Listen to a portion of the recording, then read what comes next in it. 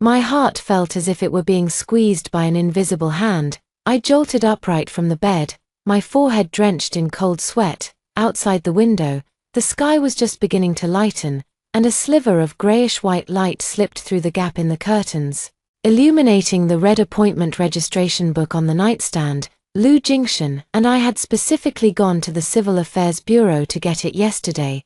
Tomorrow was the day we had agreed to register our marriage. Trembling, I reached out and found my phone under the pillow. The moment I turned on the screen, the date struck my heart like a heavy hammer. A certain year, a certain month, a certain day. It really was the day before our registration, not a dream. I bit my lip hard until I tasted a faint metallic tang of blood, barely suppressing the sob in my throat. As my fingers brushed across the phone screen, the suffocating feeling of the days to come still lingered in my bones. But now that I had a chance to choose again, my first thought was money. It was the savings I had accumulated since graduating, scrimping and saving, never even buying a dress that cost more than 300 yuan, setting aside every bit. Originally, I had planned to use it for a down payment after marriage, to have a home of my own, but in my previous life, this money ended up becoming Lu Jingshan's bargaining chip to win Song Qinglan's favor. I couldn't repeat that mistake. I threw off the covers, not even bothering to put on my shoes properly, and rushed barefoot to the wardrobe, hastily pulling on a jacket and jeans. My fingers rummaged through the drawer until I found the bank card hidden in a sock. This was my salary card. All my savings were in it. The password was my birthday, something Lu Jingshan didn't know. Grabbing my wallet and phone, I stumbled out of the house almost unsteadily. The motion sensor light in the hallway flickered on with my footsteps, casting a dim yellow glow on my hurried shadow. On my way downstairs, I nearly missed a step, my palm going numb as I gripped the railing, but I barely noticed. The breakfast stall at the entrance of the residential complex was already steaming, and a few early-rising elderly people were strolling leisurely. I had no mind to pay attention to any of that. I flagged down a passing taxi and said urgently, "Driver, to the nearest China Construction Bank, please hurry."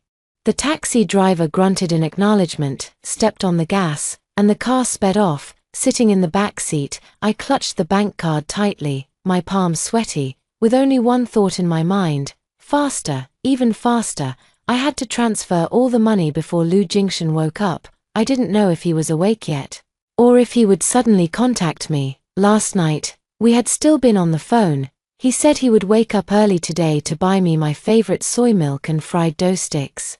And then we would go wait together at the Civil Affairs Bureau for it to open. Back then, I was still immersed in the joy of our impending marriage, completely trusting his words. But now, those sweet words had turned into thorns, piercing my heart with pain. 20 minutes later, the taxi stopped in front of the China Construction Bank. The bank had just opened, and there were only a few people inside. I rushed in and went straight to the counter, telling the staff, "Hello. I'd like to transfer all the money from this card to another one. Please do it as quickly as possible." I took out another bank card I had prepared earlier, the one I had opened when I started university but never used, and only I knew about it. The staff verified my identity and asked me to enter my password. My fingers trembled slightly, but I still managed to type the numbers correctly. The amount you wish to transfer is 173,562 yuan. Is that correct?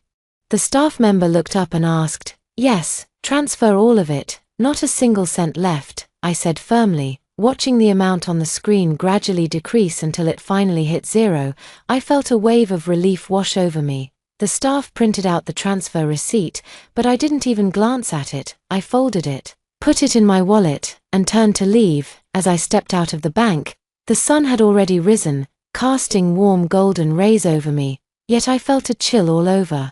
My phone vibrated in my pocket. I took it out and saw a WeChat message from Lu Jingshan. "Tingxue, are you awake? I'm already buying breakfast and will be at your place in 10 minutes. I stared at the message, my fingertips turning cold. In my past life, at this moment, I would have been happily packing my things, waiting for him to pick me up. But now, all I wanted was to get as far away from him as possible. I didn't reply. Instead, I turned my phone to silent, stuffed it into my bag, and hailed another taxi, giving the driver the address of the train station, Lu Junction. From today on, it's completely over between us. If you want to buy a house for your first love and live your ideal life, then figure it out on your own. This time, I won't foolishly hand over everything I have to you. As the car headed toward the train station, I glanced back at the city I had lived in for over 20 years, my gaze resolute. Goodbye, the old Shantingshue, goodbye, Lu Junction. When the taxi stopped at the side gate of the residential complex, I deliberately asked the driver to take a detour to make sure Lu Junction's car wasn't downstairs before I dared to get out. He said he'd be here in 10 minutes, but he was probably still stuck in the morning rush hour traffic.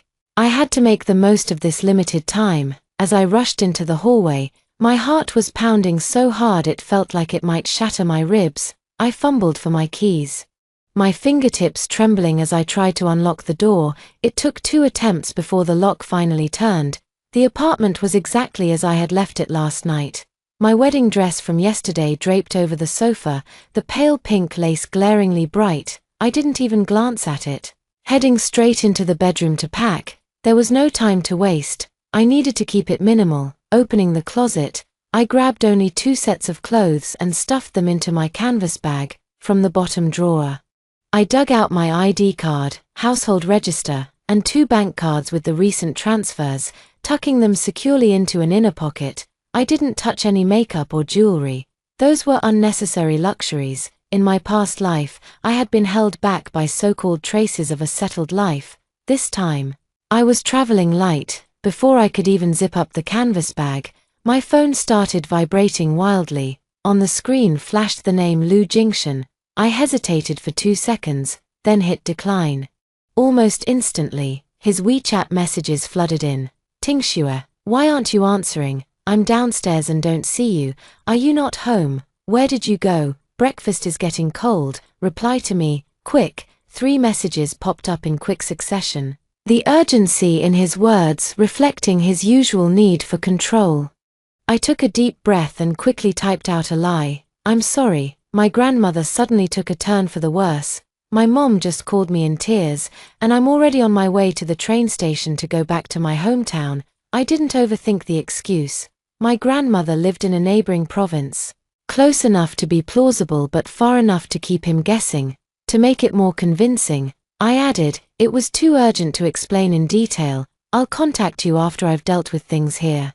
We might have to postpone getting the marriage certificate for a few days. After sending the message, I immediately deleted the chat history. It wasn't that I was afraid he'd find out. I just didn't want to see his name anymore. With that done, I took one last look around the rental I'd lived in for 3 years. Without a trace of nostalgia, I turned and closed the door, tossing the keys directly into the hallway trash bin. By the time I reached the train station again, the ticket hall was already crowded. I went straight to the self-service ticket machine, my fingers swiftly scrolling through the screen to filter for the fastest southbound trains.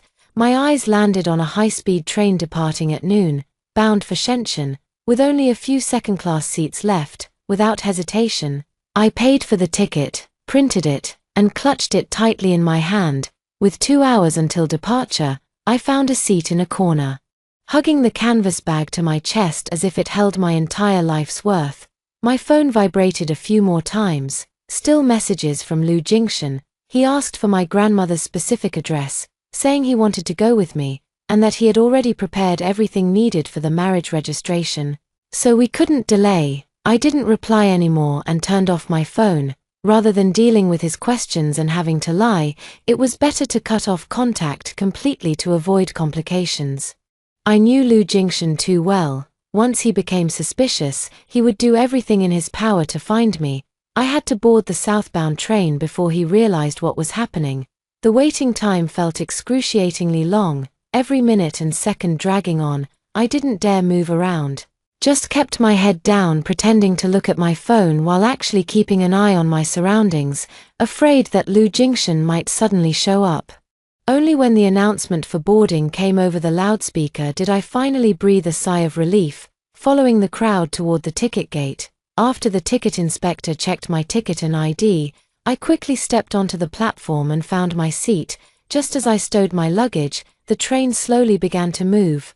I looked out the window as the platform receded, the familiar city skyline gradually blurring until it disappeared from view. Only then did I dare to turn my phone back on and send Lu Jingshan one last message. Don't come, my grandmother's condition isn't good, and I need some time alone to process things. I'll reach out to you when things settle down. After sending it, I blocked his number and set his WeChat messages to do not disturb. With that done, I leaned back in my seat and closed my eyes. The scenery outside the window flew by, and the sunlight streaming through the glass felt warm on my face. I knew the road ahead was uncertain. Shenzhen was a completely unfamiliar city to me, with no family or friends, and I would have to start over from scratch. But I wasn't afraid, compared to the suffocating marriage of my past life, compared to being drained by Lu Jingshan and Song Qinglan. The unknown now felt full of hope, the bank card in my canvas bag pressed against my waist. It was my only security. Lu Jingshan, go ahead and chase after your first love, without my money. Without my compromises. Let's see how long your so-called deep affection lasts. The train sped south, carrying me toward a new life. Leaving the entanglements and betrayals of the past far behind, the train slowly pulled away from the platform, and the scenery outside the window grew increasingly unfamiliar. I leaned back in my seat and had just switched my phone to airplane mode when I couldn't resist switching it back. I wanted to see how Lu Jingshan would react once he discovered the truth. Sure enough, as soon as I turned off airplane mode, my phone exploded with notifications. Missed call alerts filled the screen, all from Lu Jingshan's number, along with a few WeChat messages from our mutual friend, Li Wei. I opened Li Wei's messages first. Her tone was clearly panicked. Tingxue, where are you? Lu Jingshan is going crazy. He just called me 3 times. And his tone was terrifying. A second message followed immediately. He said you lied about your grandmother being critically ill, and he went to the bank to check that salary card. It's completely empty. He asked me if I knew where you went, if you ran off with the money. The phrase ran off with the money almost made me laugh out loud. The money I had worked so hard to save. How did it become running off with the money in his words? Fingertips slid across the screen. And the third message was a voice note. Li Wei's voice was lowered. Tingxue. Did you two have a fight? Lu Jingshan said you were supposed to get your marriage certificate today. He's waiting downstairs right now, saying if you don't come out, he'll go to your house and talk to your parents. Oh, and he asked me if Song Qinglan had contacted you, wondering if you're upset with him because of Song Qinglan. Mentioning Song Qinglan, my heart sank. Sure enough, no matter what happens, his first instinct is to shift the blame onto others or bring up his first love. I didn't reply to Li Wei, but I pinned her chat so I could keep track of the situation later. Just after exiting WeChat, an unfamiliar number called, with the location showing as local. I guessed it was Lu Jingshan using someone else's phone, so I declined the call immediately. Within 3 seconds, that unfamiliar number sent a text, Shen Tingxue, where exactly are you? Give me back the money, followed by another, your grandmother's critical condition is fake, isn't it? Did you plan all along to trick me? Did you run off with someone else? The last message had a threatening tone. Let me tell you, you can't run away. Your household register is still with me. If you don't come back to get the marriage certificate with me and return the money, I'll go to your company and your house to make a scene. I'll let everyone know you're a woman who ran off after swindling money. Reading those hysterical words, I just felt disgusted. In my past life, I was blinded by his seemingly affectionate but actually deeply selfish nature. He always thought everything I had should be his. My money, my time, my efforts were all taken for granted. I didn't reply, directly blocked that unfamiliar number, then opened my banking app to confirm the transferred money had safely arrived, finally feeling completely at ease. Not long after, Li Wei sent another message, this time a video. In the video, Lu Jingshan was standing downstairs at my place, his hair messy, clutching his phone and yelling into it, his face ashen as if he wanted to devour someone. A few curious neighbors had already gathered around, but he didn't care. Still screaming, Shen Tingxue, get out here. Where did you hide the money? Do you think you can run away? At the end of the video, Li Wei added, he just went to the bank. Probably trying to freeze your card, but the staff said the money had already been transferred. He almost got into an argument right there, accusing the bank of helping you transfer marital property. It was a huge scene. Marital property. I couldn't help but scoff. We haven't even gotten the marriage certificate yet, and that money was my personal savings before marriage. It has nothing to do with Lu Jingshan. His panic now is simply because without my money, he can't buy a house for Song Qinglan or act generous in front of his first love. I can imagine what he's like now, originally planning to get the certificate today, then use my money tomorrow for Song Qinglan's down payment, welling me into taking care of his paralyzed mother in the countryside. He could stay in the city, enjoying the conveniences of marriage while still entangled with his first love, but now his dream is shattered, the money's gone, and I've run off. No wonder he's falling apart. My phone vibrated again, this time with a WeChat message from my mom. Tingxue, Lu Jingshan just called me saying your grandmother is critically ill and that you went back to our hometown. Why didn't you tell me? Grandma is perfectly fine. Where are you really? My heart warmed. And I quickly replied to my mom, Mom, I'm fine. I just wanted to go out for a walk and clear my head. Don't worry about Lu Jingshan. He and I aren't right for each other. And I don't plan to register our marriage. I'll call you once I've settled down. So don't worry. My mom didn't ask further and simply replied, take care of yourself. If anything comes up, always talk to the family. Reading my mom's message, my eyes grew a little warm. In my past life, I had a huge falling out with my family over Lu Jingshan, and it wasn't until I was completely alone that I realized how much my family meant to me. This time, I won't let them worry about me anymore. The train had already entered the neighboring province. Outside the window, the vegetation grew increasingly lush, and the air seemed to carry the humid scent of the south. I turned off my phone and leaned back in my seat again, a relieved smile curling at the corners of my lips. Lu Jingshan, this is just the beginning. You want to win over your first love, don't you? Then do it with your own abilities, without my money, without my sacrifices. Let's see if your deep affection for Song Qinglan can withstand the test of reality. By the time the high-speed train pulled into Shenzhen North Station, the sky outside had already darkened. The moment the train announcement announced the arrival, I picked up my canvas bag and stood up.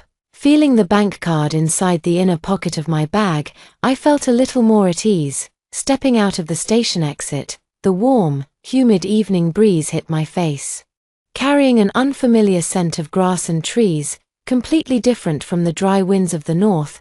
Before me was a dense crowd, women dragging suitcases, drivers holding signs to pick people up, vendors hawking snacks, neon signs flickering in the night. The noise washed over me like a tide, leaving me momentarily dazed. This was the place where I would start over, a city without Lu Jingshan, without Song Qinglan, a city with only me. I didn't linger and followed the signs to the subway entrance. Before setting off, I had looked it up on my phone. Shenzhen's urban villages had relatively cheap rent and convenient transportation, making them suitable for someone like me who needed to quickly settle in a new city. I chose Beishizhu, which wasn't too far from the city center. After transferring twice on the subway following the navigation, it was already past 8 p.m. by the time I stepped out of the subway station. The alleys of the urban village crisscrossed, with buildings on either side standing so close they were called handshake buildings by the locals. The dim yellow streetlights illuminated walls plastered with rental ads, the dense phone numbers making one's eyes blur. I didn't dare call any number from the ads randomly. Instead, I walked slowly along the alley, keeping an eye out for storefronts with signs that read "Direct from Landlord." After about 10 minutes, I finally spotted a lit rental agency. Pushing the door open, a middle-aged man in a short-sleeved shirt looked up at me. Looking to rent, miss? Yes, a single room, something affordable, and preferably available for immediate move-in. I was direct, not wanting to waste time. The man gave me a once-over, pulled a set of keys from a drawer, and said, "There's a vacant room, 3rd floor with a private bathroom, 200 a month, 1 month's deposit and 1 month's rent. Want to take a look?" The price was even lower than I had expected, so I nodded immediately. Let's go see it. following the man upstairs. The stairwell was dim and carried a faint smell of cooking oil. The room wasn't large, about 15 square meters, with a single bed against the wall and a window facing the alley. Although the view wasn't great, the ventilation was decent. Most importantly, the room was relatively clean and didn't require extra cleaning before moving in. "I'll take this one," I said without hesitation, paying the deposit and first month's rent on the spot. As he handed me the keys, the man gave me a note. "The instructions for paying water, electricity, and gas are all here. Let me know if you have any issues." After seeing the agent out, I locked the door, tossed my canvas bag onto the bed, and slumped down by the bedside, letting out a long sigh of relief. After a whole day of running around, I finally had a temporary place to stay, though the room was simple. It offered stability, my first harbor in this unfamiliar city. The next morning, I didn't dare rest. After washing up, I opened my laptop and started sending out resumes. In my previous life, I had worked as a graphic designer for 5 years, accumulating plenty of experience, which was my foundation for establishing myself in Shenzhen. I filtered through over a dozen mid-sized advertising companies, tailored my resume for each, organized my past project cases, and sent them out one by one. After submitting the applications, I went out to buy some daily necessities: a quilt, pillow, toiletries, and some basic kitchenware. By the time I returned to the room, my phone had already received interview invitations from 3 companies. The earliest one was that same afternoon. I quickly changed into appropriate clothes and tidied my hair in the mirror. The company was in Futian district, and I needed to take the subway to get there. As I entered the office building, I took a deep breath and told myself, "Shen Tingxue, you can do this. There are no shadows from the past here, only opportunities that belong to you." The person interviewing me was the head of the design department, a woman who looked very capable. She flipped through my portfolio and asked a few professional questions, all of which I handled with ease. Finally, she smiled and said, "Your work shows a lot of creativity, and your past project experience meets our requirements. Can you come in tomorrow to complete the onboarding process? The monthly salary is 8,000, with a 3-month probation period during which the salary will be 80% of the full amount." This salary was even higher than what I had earned back in my hometown. Surprised and delighted, I nodded and said, "Yes, thank you." When I walked out of the office building, the sunlight was just right, spilling onto Shenzhen's wide streets. Watching the crowds coming and going, I truly felt for the first time that a new life had really begun. Over the next few days, I familiarized myself with the company's operations while also settling into my small rented apartment. I installed blackout curtains on the windows, bought a pot of pot hose to place by the window, and even ordered a small desk online. Gradually, the room began to feel lived in. My colleagues at the company were all very friendly. No one pried into my past, and everyone focused solely on work. This simple atmosphere made me feel particularly at ease. Over the weekend, I went to the bank to open a local bank card and transferred most of my savings into it, leaving only a small amount of cash for emergencies. Looking at the balance in my mobile banking app, I felt a sense of security. This was the foundation for my future life and the seed money for my entrepreneurial dreams. I would never let anyone covet it again.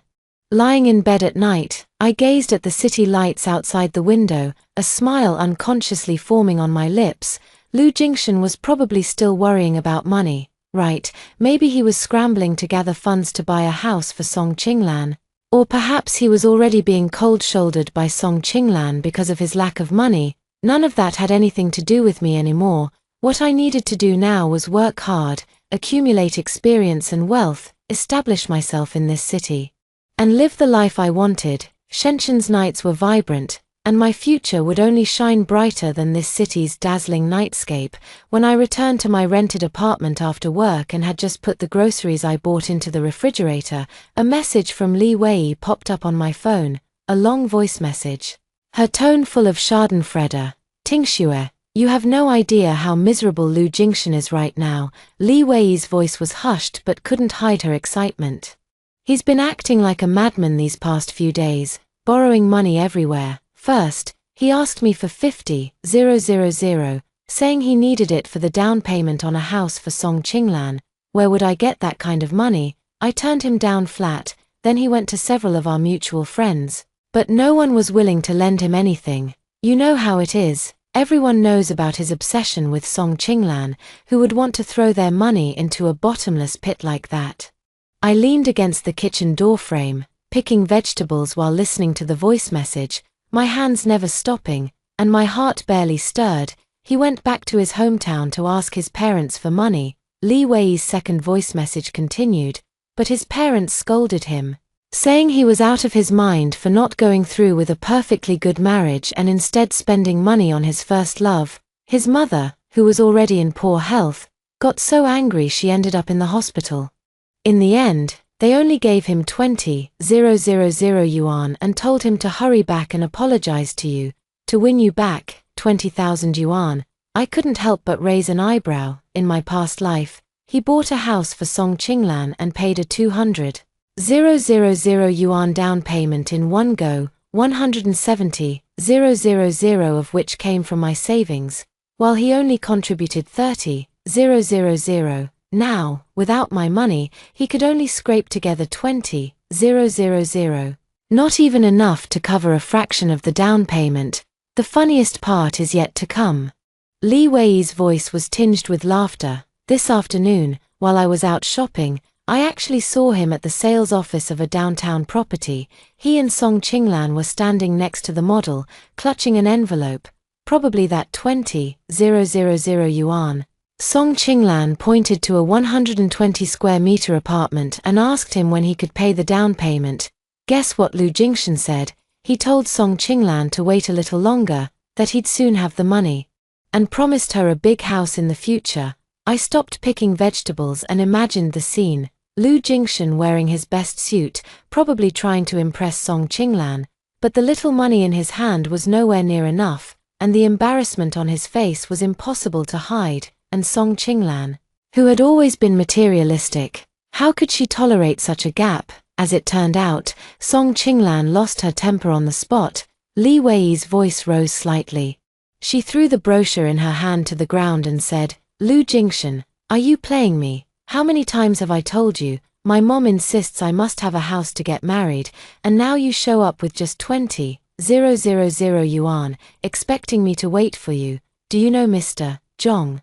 He told me just yesterday that he's willing to pay for a house in full. Mr. Zhong, was that the older man in the building materials business? I instinctively asked. In my past life, Song Qinglan did end up with a wealthy older man, but I hadn't expected it to happen so soon.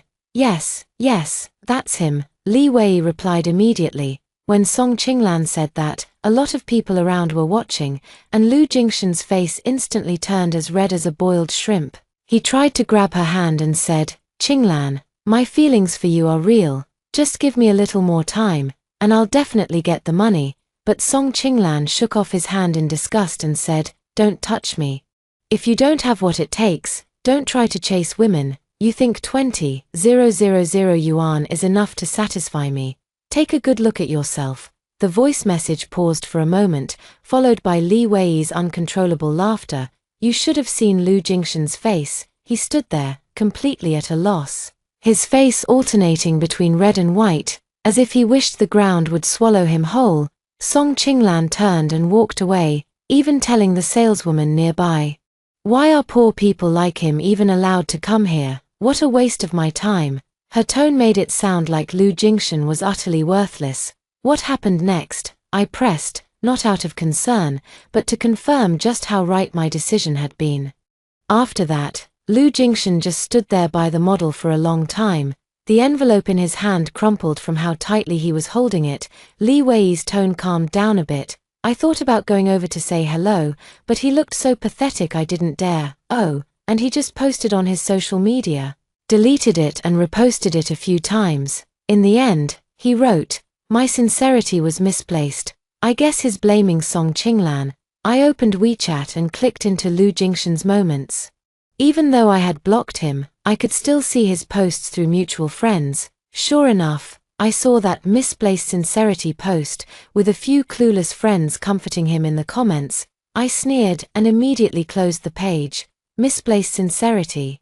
What he had misplaced from the very beginning wasn't Song Qinglan, it was his own greed and selfishness. He thought that as long as he had money, he could keep his first love. He thought that as long as I was obedient, he could control me however he wanted, but he forgot that Song Qinglan never loved him for who he was. She only loved the material comforts he could provide, and I'm no longer the Shen Tingxue from my past life, the one who endured everything and let others walk all over me. The vegetables in my hands were already cleaned, their vibrant green leaves looking fresh. I placed them in the sink to rinse, the sound of running water echoing like it was washing away the gloom of the past. Lu Jingshan. This is the outcome you wanted. You wanted to win over your first love, but without my money to back you up, you don't even deserve a second glance from her. The affection you thought you had was fragile in the face of money. The control you thought you had completely crumbled the moment I chose to walk away. For dinner, I made a simple bowl of vegetable noodles with a poached egg, plain but comforting, sitting at my small desk, looking out at the lights of the urban village outside the window. I suddenly felt an overwhelming sense of peace. Compared to Lu Jingshan's sorry state, my life now may be simple, but it's full of hope. My phone vibrated again. A message from a coworker asking if I wanted to join them for morning tea tomorrow. I smiled and replied, sure. My heart filled with anticipation for the future. The drama between Lu Jingshan and Song Qinglan was nothing more than a small episode in my new life. Their ending was already sealed. While I'm only moving toward something better, the morning spent having tea with my coworkers was especially pleasant. The tea house was bustling with noise and energy, the fresh aroma of shrimp dumplings mingling with the rich scent of pu'er tea in the air. Sister Lin picked up a siu mai with her chopsticks and asked me with a smile, Tingxue, how have you been adjusting since you came to Shenzhen over a month ago? If there's anything you need help with, don't hesitate to ask. I took a bite of the tender chicken feet and nodded with a smile. I've adjusted really well, thank you, Sister Lin. The company atmosphere is great, everyone looks out for each other, and work has been going smoothly. I meant every word. The colleagues in the design department didn't engage in office politics. When problems arose, everyone helped each other out, especially our supervisor, Sister Chen. Although she's strict, she's taught me many practical skills in the industry, helping me avoid a lot of unnecessary detours. Just back at the company, Sister Chen called a few of us from the department into the meeting room, her expression quite serious. Emergency situation. The Shengjing group, which we were previously coordinating with, suddenly wants to revise the visual plan for their anniversary celebration.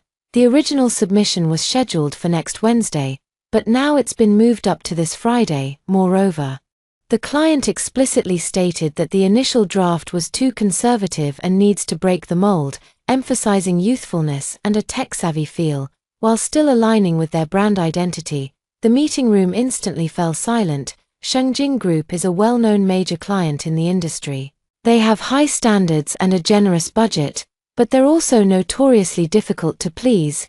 The initial draft was handled by our department's senior designer, Old Ju, who spent half a month polishing it just to pass the preliminary review. Now, with such a major revision required and only 3 days to complete it, the difficulty is obvious. Old Ju frowned and sighed. Isn't this too rushed? Balancing youthfulness and a tech-savvy feel is already challenging, and on top of that, we have to align with their traditional brand image. 3 days simply isn't enough to refine the details. Other colleagues chimed in agreement, their faces all showing concern.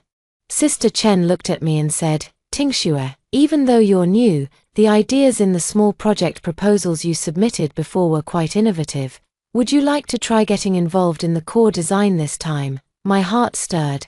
This was both a challenge and an opportunity. In my previous life, I had spent 5 years in the design industry, gaining experience in blending different styles and handling urgent projects, though I couldn't openly mention it. That experience was ingrained in me. I'm willing to give it a try, I said, looking up at Sister Chen with a firm tone. Sister Chen, I'd like to take the lead in revising the main visuals, with Old Ju and the others assisting me with the material extensions.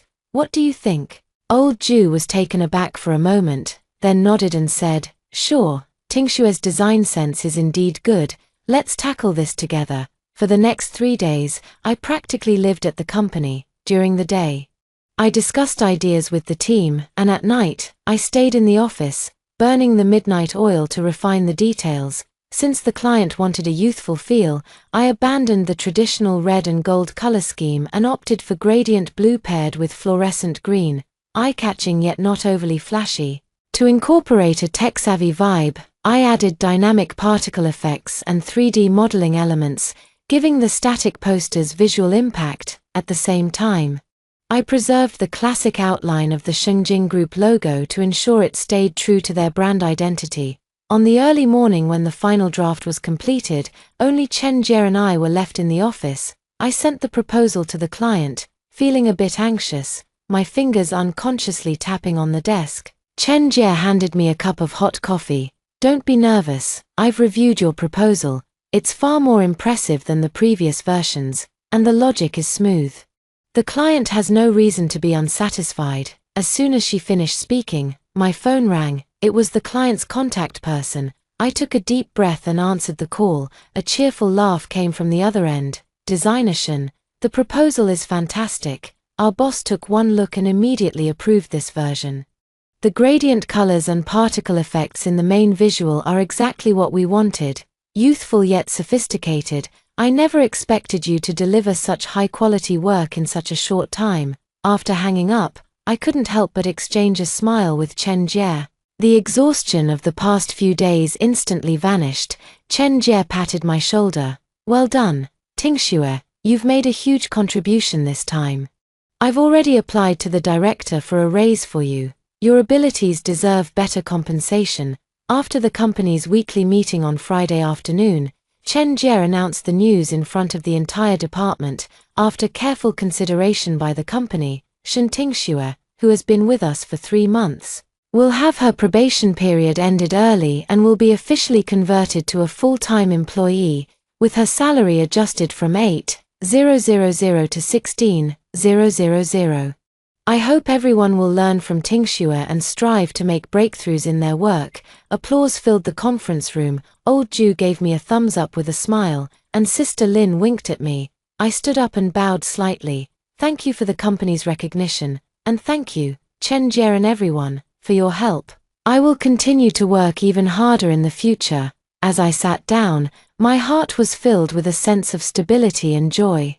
This wasn't due to anyone's charity but was earned through my own hands and abilities. A monthly salary of 16,000 was more than double what I had earned in my hometown, enough for me to live comfortably in Shenzhen and save more for my entrepreneurial fund. On my way home from work, I called my mom and told her about the raise. Her voice on the other end was full of relief. "Tingxue, that's wonderful. I always knew you were a capable child. Take good care of yourself out there. And don't overwork." "Okay, I will." After hanging up, the evening breeze brushed against my cheeks, carrying the fragrance of flowers and grass. I looked up at the night sky of Shenzhen. Though many stars were obscured by the city lights, they still shone brightly. I thought back to my previous life, when I earned a meager salary, scrimping and saving to support Lu Jingshan and Song Qinglan's lavish lifestyle while I couldn't even afford to buy myself new clothes, only to end up with nothing. But now, I've established myself through my own efforts, doubled my salary, and earned the recognition of my superiors and colleagues. This feeling of self-reliance is more reassuring than any sweet words. Back in my rented apartment, I cooked myself a lavish dinner and opened a bottle of fruit wine as a reward. Scrolling through my phone, I saw a message from Li Wei saying that Lu Jingshan was still borrowing money everywhere and even trying to sell his car. But Song Qinglan was ignoring him and growing closer to that Mr. Zhong instead. I glanced at the message without replying and simply helped myself to a piece of spare rib. Lu Jingshan's troubles were none of my concern. My mind was now filled with plans for the future, accumulating more industry resources, saving enough capital, and when the time is right, opening my own design studio to work on projects I love and live as my true self. The wine glass clinked against the table with a crisp sound, a toast to Shenzhen, to my hard-working self, and to the better days ahead. Just as I stepped into my rented apartment after work, my phone lit up with a video call request from Li Wei. I answered casually, and her gossipy face immediately appeared on the screen, with the familiar backdrop of her living room. Tingxue, you absolutely cannot imagine how miserable Lu Jingxian is right now. Li Wei lowered her voice, her tone carrying a hint of schadenfreude mixed with a touch of pity. He was forced by his grandparents to return to his hometown to specifically take care of his paralyzed mother. My hand, which had just picked up a water glass, paused, and I motioned for her to continue. You know, his parents divorced long ago, and his father has a new family and doesn't care about this side. After his mother became paralyzed, his grandparents have been helping to take care of her. Back when he was dating you, he kept bragging to his family, saying that once you got married, he'd have you quit your job and return to the countryside to care for his mother, while he stayed in the city to earn money, fulfilling his filial duties without hindering his career. Li Wei took a sip of her milk tea and continued, but then you ran off. He didn't manage to save enough money, and Song Qinglan dumped him too, completely focused on getting close to that boss Zhong. He had no face to stay in the city, and his job was affected because he kept taking leave and borrowing money. He almost got fired. His mother had been taken care of by his grandparents all along, but now his grandparents have had enough. Li Wei's voice rose a bit. Last weekend when he went back to his hometown, his grandfather directly hit his leg with a cane, calling him an unfilial son, saying he let go of a good wife and instead went chasing after that sketchy woman. Now he's lost his money, the woman's gone, and he's still causing trouble for the family. His grandmother was crying too, saying taking care of his mother is too exhausting. They're too old to handle it, and he must return home to fulfill his filial duties, or they'd cut ties with him. I could picture the scene. Lu Jingxian, who had been spoiled by his grandparents since childhood, had never experienced such humiliation. He always thought taking care of a paralyzed mother was a woman's job. Something I should be doing. Now that it's his turn, he must be really uncomfortable. I bet he's unwilling, right? I asked. Unwilling? Of course he is. Li Wei rolled her eyes. At first, he argued with his grandparents, saying he had a job and a future in the city, and returning to the countryside would ruin everything. But then his grandfather directly said, if you don't come back, I'll send your mother to the city to find you and embarrass you right at your company's entrance. That scared him, and now he's really back in his hometown taking care of his mother. Really? I was somewhat surprised. Really? Li Wei nodded. My cousin lives in the same village as him and sent me a photo yesterday. Look, this is what he looks like now. She brought her phone closer, and a picture appeared on the screen. In the photo, Lu Jingxian was wearing a faded old t-shirt, his hair messy, with heavy dark circles under his eyes. Squatting in the yard washing bedsheets that had faint stains on them. The yard had a muddy dirt path, firewood piled to the side, and in the background was an old brick house, a far cry from his polished, glamorous appearance back in the city. My cousin said he's now at home every day serving his mother, feeding her, wiping her down, handling her toilet needs. He has to do everything. Li Wei added, his mother sometimes loses her senses and will scratch him or curse at him. At first, he would lose his temper, but after his grandfather scolded him, he could only endure it. Plus, the conditions in the countryside are poor. No food delivery, no, not even any entertainment at night. He's been complaining on social media every day, saying life feels like being in prison. What about Song Qinglan? Has she contacted him? Contact him? No way. Li Wei sneered. My cousin said he previously tried sending messages to Song Qinglan in secret, saying once he sorted out his family matters, he'd go to the city to find her, but Song Qinglan directly blocked him. Later, he used someone else's number to add her, and after Song Qinglan accepted, she directly called him a loser, saying, you can't even support yourself now, and you still want to be with me. Just stay in the countryside and take care of your mother properly, and then blocked him again. I remained silent, my heart relatively calm. The hardships Lu Jingxian is enduring now are merely a fraction of what he forced upon me in my past life. In that previous life, I was the one stuck in that old rural house, day in and day out, taking care of his paralyzed mother, enduring loneliness and exhaustion. Meanwhile, he was in the city, romancing Song Qinglan under the moonlight, using my money to win her over. Now, he's only experiencing 1/10,000th of the suffering I went through, and there's more. Li Wei's voice chimed in again. He wanted to hire a caregiver to help, but when he asked about the price, it was 4,000 yuan a month. He's jobless now, and the little money he got from selling his car, he really sold that commuter car for 30,000 yuan.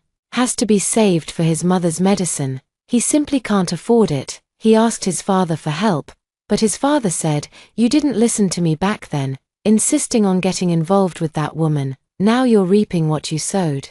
And didn't give him a single cent. So now, he's crying out to heaven but heaven doesn't answer, crying out to earth but earth doesn't respond. Exactly, Li Wei nodded. My cousin said he sighs all day long now, sometimes just sitting in the yard staring blankly, looking in the direction of the city. He's probably regretting it, but what's the use of regret? You've long since run off. Song Qinglan is with someone else now, and he's stuck in the countryside taking care of his mother. He might never be able to turn his life around. After ending the video call, I walked to the window and looked down at the endless stream of cars below. The night in Shenzhen was as bustling as ever, the streetlights stretching like a long galaxy, illuminating the path ahead. I thought back to my days in the countryside in my past life, waking up before dawn every day to cook, then bathing and feeding Lu Jingshan's mother, dealing with her bathroom needs. After all that, I still had to work in the fields, and in the evening, there was laundry and more cooking. By the end of the day, I was so exhausted I collapsed into sleep. Meanwhile, Lu Jingshan only came home once a month, and every time he did, he ordered me around, complaining that I wasn't taking good enough care of his mother, that the house was dirty and messy. Then he'd take the pocket money I'd secretly saved and go back to the city to buy gifts for Song Qinglan. Back then, I thought if I just gave enough, he would eventually see my worth. But now I understand, some people, you can never warm their hearts. And now, Lu Jingshan is finally experiencing that kind of despair and helplessness. What he took for granted was actually someone else's heavy burden. He was unwilling to give for me, unwilling to take responsibility, only wanting to enjoy the benefits. In the end, he has only himself to blame. I withdrew my gaze, turned on my computer, and began organizing the initial plan for starting my business. Lu Jingshan's plight only strengthened my resolve. Only by relying on myself can I take control of my own life. I will no longer sacrifice myself for anyone, nor will I let anyone else dictate my fate. In the kitchen, the clay pot simmered with pork rib soup, bubbling and steaming, its aroma filling the small rental apartment. This is my life, simple yet solid, hardworking but worthwhile. Lu Jingshan. You stay in the countryside and fulfill your filial duties. This is what you owe your mother, and what you owe me. As for me, I will keep moving forward on my own path, going further and further. After the Shengjing Group project concluded, I clearly sensed a shift in the industry's trends. Short videos and live streaming suddenly exploded in popularity. More and more brands began prioritizing online visual packaging. From account homepage designs to short video covers and live stream backgrounds, all requiring the expertise of professional design teams. For me, this was a long-awaited opportunity. I had already saved over 200,000 yuan, and combined with the client resources and industry experience I'd accumulated, the timing for starting my own business was perfectly ripe. That night, I was working late at the office, scrolling through industry reports. The constantly flickering data analysis on the screen showed that the market demand for new media visual design had tripled in just 6 months. Yet there were very few professional teams available. I closed my laptop with only one thought in mind: resign and start my own studio. The next morning, I went straight to Sister Chen's office and knocked on her door. She was reading some documents and looked up when she saw me, smiling as she waved me in. "Come on in, have a seat." "Do you have another great idea, Sister Chen?" "I'm here to resign," I said firmly, handing her my resignation letter. "I want to start my own business, a new media visual design studio." Sister Chen was taken aback for a moment, then picked up the letter and read it. Instead of being surprised, she smiled. "I knew you'd leave sooner or later. With your talent and ideas, you're not the type to settle for just working for someone else." She paused, set the letter down, and said, "I support you. I'll put in a word for you with Shengjing Group. Their subsidiary is just starting a short video account and needs a design team.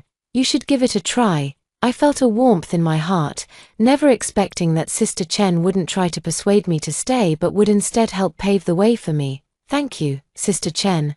Rest assured, if there's ever anything I can do to help, I'll do my best." "No need to be so polite," Sister Chen said, patting my shoulder. "You're capable. You have a good eye, and you've caught this trend at the right time. I'm sure you'll succeed." The resignation process went smoothly, and my colleagues all came to see me off. Old Ju slipped me a business card and said, "If you ever run into a project you can't handle, just call me. I can come help you on weekends." Sister Lin also smiled and said, "Make sure to let us know when your studio opens. We'll come support you." On the day I left the company, the sun was shining brightly. I glanced back at the office building where I had worked hard for over half a year, feeling nothing but gratitude and not a hint of reluctance. I knew that a broader world was waiting for me ahead. Within a week, I had finalized the location and registration for my studio. I chose a spot in a creative park in the city center, a modest 50 square meter space, decorated in a simple industrial style, white walls, floor lamps, a few stylishly designed tables and chairs, and some potted plants, creating a warm yet professional atmosphere. I named the studio Tingxue Design, which is not only my name but also a reminder to stay true to my and work with purity. On the opening day, I didn't hold any ceremony, only inviting Sister Chen, Old Ju, and Sister Lin to come by for a visit. Unexpectedly, right after seeing them off, my phone rang. It was the head of a subsidiary of Shengjing Group, Mr. Shun. "We've seen your previous work and highly recognize your professionalism. Would like to collaborate with you on the full visual design for our short video account. When would be a good time to discuss the details?" This was my first order, and it felt like a good omen. I immediately rushed to their company and, based on my precise understanding of industry trends, proposed a unified visuals with differentiated styles approach, ensuring the account's overall tone remained consistent while making each short video memorable. The person in charge immediately agreed. "Let's go with your plan. We'll sign the contract right now." The first order amounted to 80,000 yuan, enough to cover my rent and operating costs for the first 3 months. I didn't dare slack off, working alone late into the night. I refined the plan meticulously, from the account avatar and homepage banner to the short video covers, templates, and subtitle fonts. Every detail was carefully considered. On the day of delivery, the client was full of praise after seeing the final product. "Mr. Shun, this is even better than we expected. From now on, all our company's visual design projects will be handled by you." With the endorsement from Shengjing Group, more and more clients started reaching out proactively. At first, I couldn't handle everything alone, so I hired 2 recent design graduates, one to handle execution and the other to manage client communication. I personally mentored them, sharing all my experience without holding back. The team atmosphere kept improving, and so did our efficiency. 3 months later, the studio's orders were already booked 2 months in advance, with monthly revenue stabilizing at over 150,000 yuan and a net profit of 80,000 yuan. I rented a larger office, expanded the team to 5 people, and even hired a part-time accountant. Though busy every day, watching my studio gradually get on track and hearing clients praise our work brought a sense of achievement I had never felt while working for someone else. That evening, after finishing work, I sat by the floor-to-ceiling window in the new office, watching the bustling traffic below. The studio lights were still on, and a few employees were working overtime to meet project deadlines. The sound of keyboards clacking came and went, but it didn't feel noisy. Instead, it was full of vitality. I opened my mobile banking app and looked at the steadily growing balance, feeling deeply grounded. This wasn't a gift from anyone. It was earned through my own vision, ability, and hard work. From a monthly salary of 8,000 yuan to a monthly income of 80,000 yuan, from being an employee to a studio owner, it only took me a year. My phone popped up with a message from Li Wei. saying that Lu Jingshan was doing worse and worse in the countryside. His mother's condition was unstable, often crying and making a fuss in the middle of the night, so he couldn't sleep well at all. He had lost a lot of weight, and his hair had turned quite grey. Song Qinglan had already gotten engaged to Mr. Zhong, and the wedding was very grand. Lu Jingshan secretly went to take a look, and after returning, he sat in the yard all night, crying and cursing himself for being blind back then. I glanced at the message and didn't reply. Lu Jingshan's regret no longer meant anything to me. His life was his own choice, and he had no one else to blame. As for me, I was already on a completely different path and would never look back. The coffee on the table was still steaming. I picked it up and took a sip. Bitter with a lingering sweetness. The entrepreneurial journey wasn't easy, staying up late to negotiate with clients, solving team issues. Every step was full of challenges. But I embraced it all, because I knew that every step I took now was paving the way for my own future, living the life I wanted. Outside the window, the night grew darker, and the lights in the creative park twinkled like scattered diamonds on black velvet. I opened my laptop and began planning the next steps for the studio, expanding into live streaming visual design and building our own design IP. The road ahead was long, but I was full of confidence. Shentingxue. Just keep charging forward. The future is surely promising. For my grandmother's 70th birthday, I booked a flight back to my hometown a week in advance. After arranging everything at the studio, I deliberately picked out a fitting beige suit dress, paired with simple pearl earrings, both dignified and able to highlight my current aura. The day I returned to my hometown, the sun was shining brightly. As soon as I got off the plane, I saw my mother waiting for me at the exit. She quickly walked over, took my hand, her eyes slightly red. Tingxue, you've lost a little weight, but you look much more spirited than before. Mom, I'm busy but happy, I said with a smile, taking her bag. How is Grandma doing? She's doing great, just waiting for you to come back. As we walked, my mother continued, by the way, Lu Jingshan's mother's condition worsened some time ago. I heard they spent a lot of money, and he even mortgaged his old house. Now he and his mother are living in the old village house, and Song Qinglan, not long after getting engaged to Mr. Zhong, his company went bankrupt, leaving him with a pile of debt. Song Qinglan broke up with him and is now working everywhere to pay off the debt. I felt no ripple of emotion, only giving a faint, oh, these were the paths they had chosen for themselves, and the outcomes were already destined. My grandmother's birthday banquet was booked at the best hotel in our hometown. And all the relatives came, surrounding me and asking all sorts of questions. When they found out I had opened my own studio in Shenzhen and was earning tens of thousands a month, they all looked envious. Tingxue is really capable. It's a good thing you didn't end up marrying that ungrateful Lu Jingshan back then. My second aunt sighed. You have no idea how miserable Lu Jingshan is now. A few days ago, he even came to borrow money from your uncle, but your uncle scolded him and sent him away. Halfway through the banquet, I got up to go to the restroom. Just as I turned the corner in the hallway, I heard a waiter's impatient voice. I'm sorry, but our minimum spending here is 200. If you're only ordering 2 vegetable dishes, you'd be better off going to the snack shop downstairs. I instinctively looked up and saw 2 familiar figures, Lu Jingshan and Song Qinglan. Lu Jingshan was wearing a yellowed, washed-out shirt with the sleeves rolled up, revealing iodine stains on his wrists. His hair was messy, the wrinkles at the corners of his eyes deeper than before, and he looked utterly haggard and down and out. Song Qinglan, on the other hand, had lost her former glamour. She wore a cheap dress. Her makeup was smudged, and she had heavy dark circles under her eyes, clutching an old wallet tightly. Her expression was grim. We just want to have a meal here. What's wrong with ordering 2 dishes? Song Qinglan's voice was filled with resentment. I used to order a whole table of dishes when I came here before. That was then. This is now, the waiter retorted, rolling his eyes. If you don't have the money, don't come to a place like this. Pretending to be something you're not just ruins our business. Lu Jingshan's face instantly flushed bright red. He reached out to pull Song Qinglan away. Qinglan, let's go. We can eat downstairs. Go.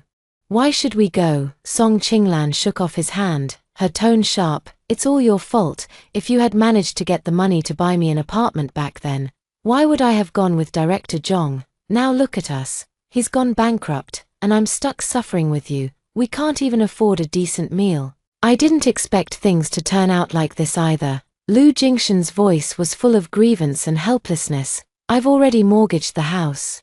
And my mother is still lying in the hospital. What else can I do? As the two of them argued heatedly, Song Qinglan suddenly looked up and saw me standing not far away. Her eyes widened in shock, the anger and resentment on her face replaced first by astonishment, then by intense jealousy. Lu Jingshan followed her gaze, and when he saw me, he froze completely. His eyes swept over me with a complicated expression, from my tailored suit dress and high heels to the expensive bag in my hand.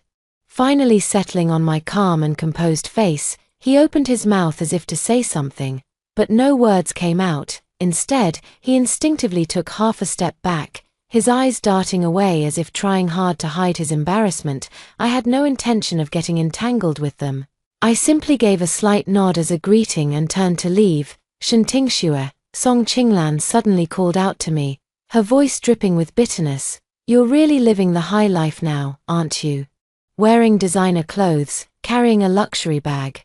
Did you marry some rich husband? I stopped and turned back to look at her, a faint smile curling at the corners of my lips. I'm not married. I earned all of this myself. I opened a design studio in Shenzhen. It's not huge, but it's enough to keep me comfortable. A design studio? Lu Jingshan's head snapped up, his eyes filled with disbelief. Since when did you know how to design? I've always known. I just never had the chance to show it before, I replied calmly. Unlike some people who always rely on others, only to end up with nothing in the end. Song Qinglan's face instantly turned pale. She bit her lip hard, as if wanting to retort but unable to find any words. She knew full well that my design skills had never been lacking. It was just that in my past life, I had given up my career for him. At that moment, my phone rang. It was my partner from the studio calling to ask about the project meeting time for next week. I answered the phone, my tone gentle yet carrying a professional certainty. Mr. Wang, next Monday at 3 p.m. I'll be waiting for you at the studio.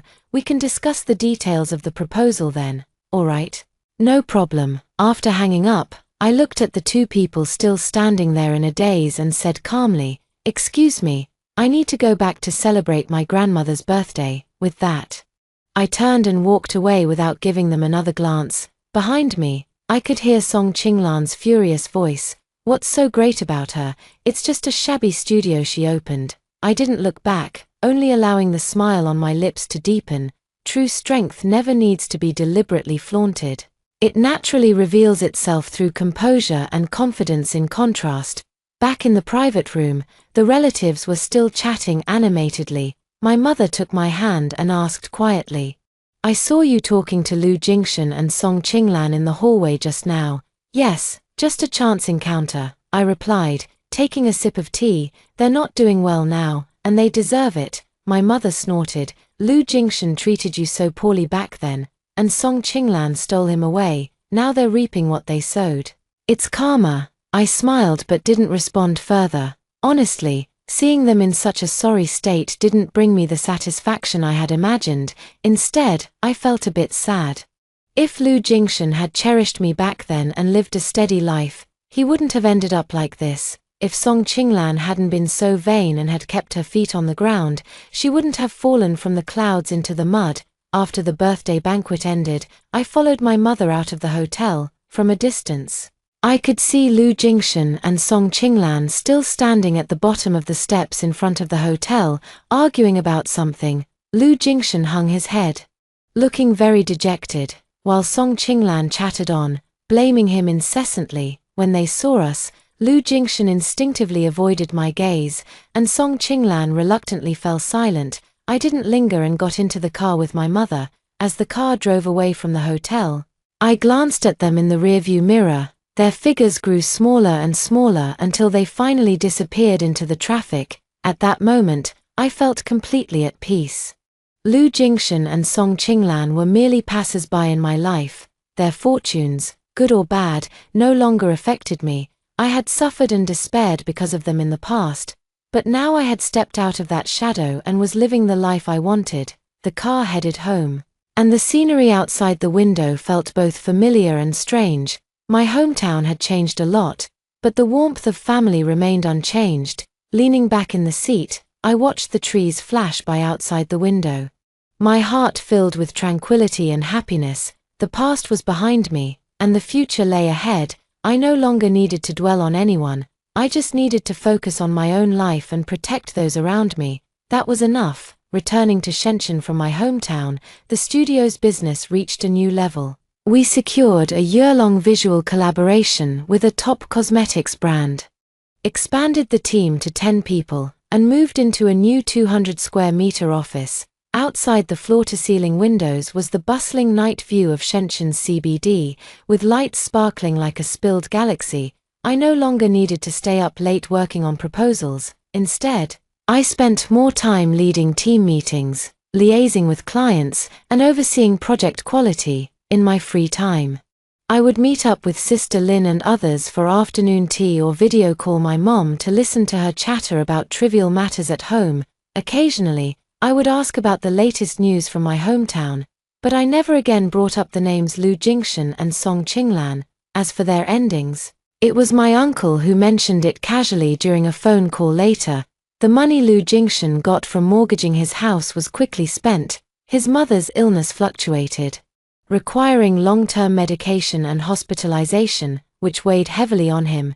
He found a job moving bricks at a construction site, exhausted every day, his hands calloused, and the spirited demeanor he once had was gone.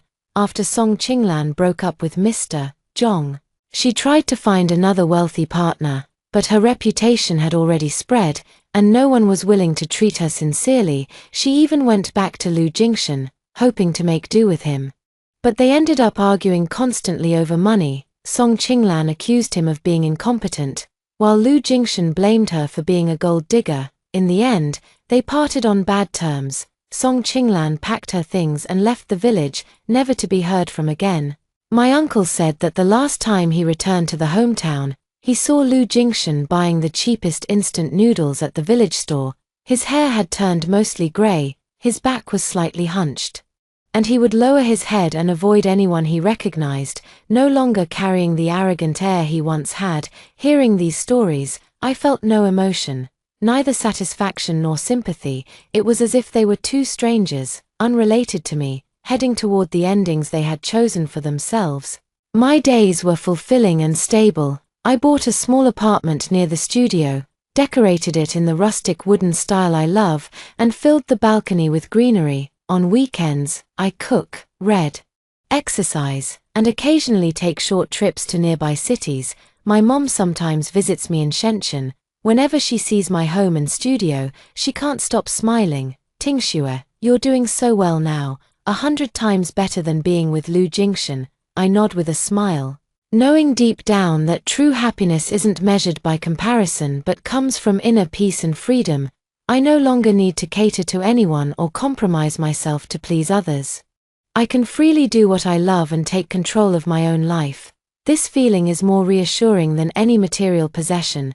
6 months later, at an industry summit, I met Jiang Chen, the founder of a new media company. He was gentle, refined, and witty. After seeing our studio's work, he appreciated my design philosophy and proactively added me on WeChat.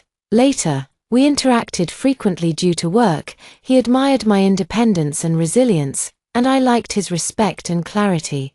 He never pried into my past or tried to control my life. Instead, he would quietly send a message like "take care" when I worked late or offer thoughtful advice when I faced work challenges. Our relationship wasn't passionate or dramatic, it was more like slowly brewing tea in warm water, gradually warming up, gentle and enduring. That day, Jiang Chen invited me for a walk by the sea. The sunset dyed the ocean golden, and the sea breeze brushed against my cheeks, carrying a faint salty scent. He stopped walking and looked at me seriously. "Tingxue, I know you've been hurt before, so you're hesitant to invest in a relationship easily. But I want to tell you, I don't want someone who depends on me. I want a partner who can walk alongside me. If you're willing, we can give it a try." I looked into his sincere eyes, felt warmth in my heart, and nodded. There were no grand vows, yet it surpassed all sweet words. A year later, my studio had become a well-known new media visual design brand in the industry, with clients across the country and annual revenue exceeding $1 million. Jiang Chen and I held a simple wedding. No extravagant arrangements, just our families and close friends. My mother held my hand. Her eyes read, "Tingxue, I'm so happy for you, you've finally found your own happiness." The day after the wedding, Jiang Chen and I went on our honeymoon. As the plane took off, I looked out the window at the gradually shrinking city and suddenly remembered that morning many years ago. Clutching a bank card, I fled in panic from a suffocating past, with only one thought in mind: to get as far away from Lu Jingshan as possible. Back then, I never imagined I would have the life I have today. A successful career, a loving partner, a warm family, and the freedom to live my life. I took out my phone and scrolled to the last message Li Wei sent me about Lu Jingshan. His mother had passed away in the end, he was buried in debt, and he could only work on construction sites to repay it, living a very difficult life. No one ever mentioned his past with Song Qinglan again, as if they had never existed in each other's lives. I deleted the message, turned off my phone, and leaned on Jiang Chen's shoulder. He held my hand and asked softly, "What are you thinking about?" "I'm thinking that everything has worked out for the best," I said with a smile. The pain and hurt from the past have become medals of growth, teaching me how to love myself, how to recognize sincerity, and how to firmly pursue the life I want. Lu Jingshan and Song Qinglan were just stumbling blocks on my path. I stepped over them and saw a broader world. The plane soared through the clouds, heading toward the sunlit horizon. I know that challenges and difficulties may still lie ahead, but I am no longer afraid, for I have the confidence and courage to face anything. I have finally become the person I wanted to be: independent, confident, and happy, and those who once hurt me have all paid the price for their choices. The most satisfying revenge in this world is never about hysterical entanglement, but about living a life 100, 1,000 times better than theirs. Letting them forever gaze at your back as you leave them far behind, never looking back.